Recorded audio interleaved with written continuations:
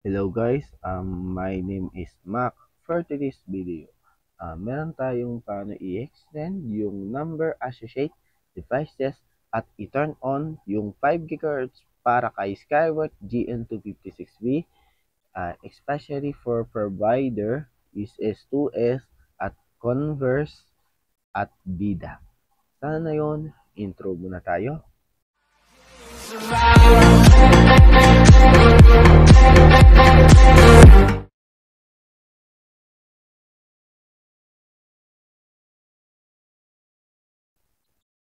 So na yun, ang gamit nating pang configuration ay laptop or desktop or PC. Mapa Wi-Fi yan or nakalan. Ayan muna ang requirements natin sa ngayon. Simulan na natin na yun ay punta tayo sa Google Chrome. Ganyan. Punta kayo sa URL. Itong inikot-ikot ko yung cursor mouse ba to? Ayan. I-type natin yung 192.168.1.1. Then, pasok, enter mo yan.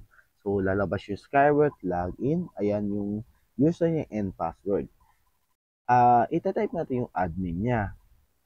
Panoorin nyo muna yung last video ko or kanaang video ko. Nasa gilid lang, lalabas naman yun. Yung video na yun para sa super admin ni Skyward GN256P. I-type natin yung password. Panoorin nyo muna para mailagay nyo yung super admin dito.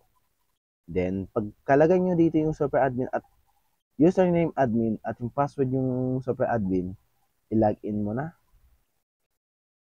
Mali. Ulitin ko lang, baka mali yung type ko.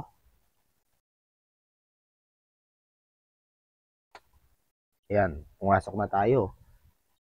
I-vlog ko tong information nito, yung device SN hanggang GPON SN lang. Yan ang i-vlog ko, itatakpan lang. Yun. Kasi active pa kasi itong account na to. Ngayon, punta tayo sa WLAN. Nandito tayo sa WLAN.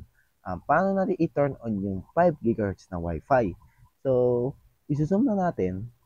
Itong WLAN 5G na to, pindutin mo lang yan. Pagka pindot mo na yan, wait mo lang siya mag-loading. Nag-loading pa siya. Ayan, ulit tayo.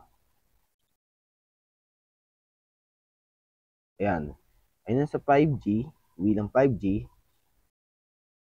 Ayan, nakapatay siya. Kailangan natin siya i-enable. Pindutin mo lang tong box na to. Ayan, itutok nyo yung cursor niya dito sa box. Then, i-click nyo, nag-check siya.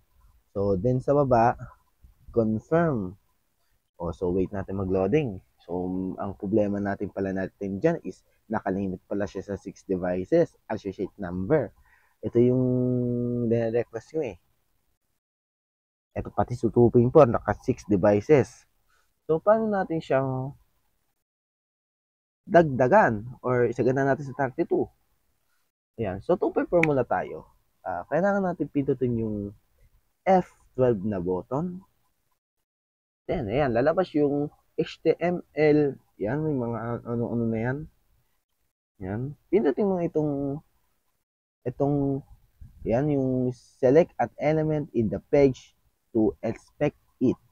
Ayan. Pwede nyo i-shortcut as CTRL. Yan.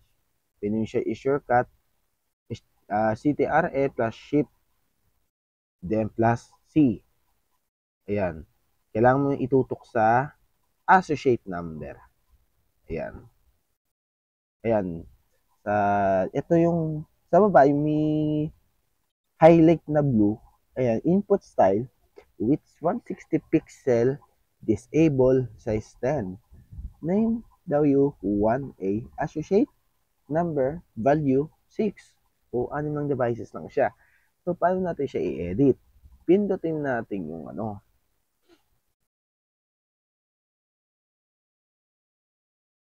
right. Ayan, right click. Then, edit as HTML.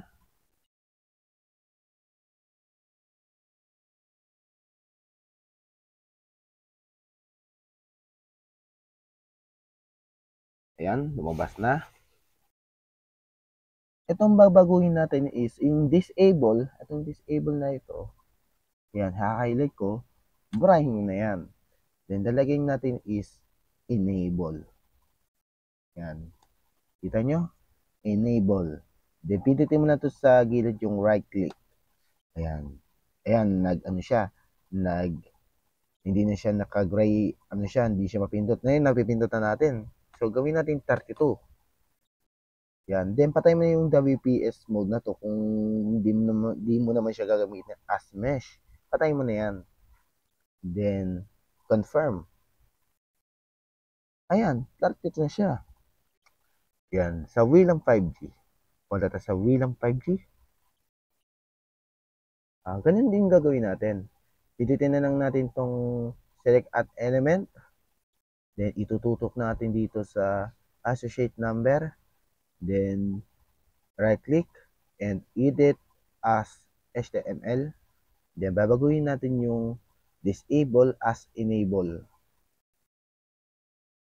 Then, lalabas na siyang mapipindot na natin siya or nakiklik. Then, burahin natin, gawin natin 32. Confirm. So, ayan, nasagad na natin yung associate number. Dito na siguro yung problema nyo, wala nang iba. Ayan. So, subukan natin i-restart kung na-fix niya ba yung yung configuration. Reboot natin. Reboot. Okay. So, na yun, antay tayo ng 3 minutes for the starting. Kasi matagal kasi ito mag-boot ng Skyward na itong modem na ito, GN256V. Sa next video ay try nating paano magpalit ng password for Huawei. Kasama yung latest nila yung EG801 V5 yun. Yun ang latest nila for Converse. Yan. Kasama naman yung EG by V5 nila. Ayan. Same configuration din naman nila. Yun. So, wait natin siya mag-reboot.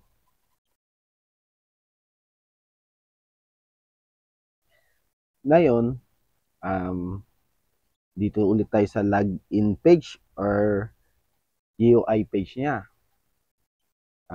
Ilalagin ulit natin yung super admin. Ayan. Ayan, nakalagin natin. Ibabag ko ulit yung information niya sa serial number niya or GPON number na ONU na ito. Punta tayo sa Willan kung nagbago. Ayan, naging 32 na siya. Ayan, 32 na. Yun. So, ito lang. Huwag kalimutan mag-subscribe and click the notification bell. Pag may new video ko, mananotify ko kayo. So, ito lang yung paano siya i-turn on yung 5 GHz at paano siya i-maximize yung associated number for devices. So, ito lang. Bye-bye.